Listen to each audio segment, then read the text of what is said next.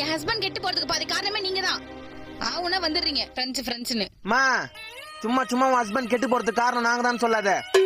பக்கத்துல நின்னுக்கிறான் பாரு 10 மாசம் பால் குடிக்கிற குழந்தை மாதிரி. எங்களுக்கு பீர் குடிக்கிறதுல இருந்து மொத்த கெட்ட பழக்கத்தையும் கத்து கொடுத்த வாத்தியாரே உங்க ஆத்துக்கார் தான்.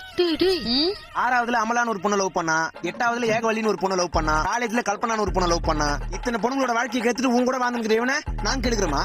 டேய் மா இல்லம்மா, இவனுக்கு என் ஃப்ரெண்ட்ஸே இல்ல. பாத்தியாமா உண்மையா சொன்னதுக்கு எங்களே ஃப்ரெண்ட்ஸ் இல்லன்ட்டா. பாத்துமா தங்கச்சி பின்னாடி வீட்டுல 2 ஆன்ட்டியை உசார் பண்றதுக்கு கடைசியில உண்மையா ஒய்ஃப் இல்லன்றுவான். வாரம் சனிக்கிழமை நைட்டு எங்களை கூட ஃபுல்லா குடிச்சிட்டு கக்குவான் பாருங்க. உன்னை பத்தி அப்படி கக்குவான்.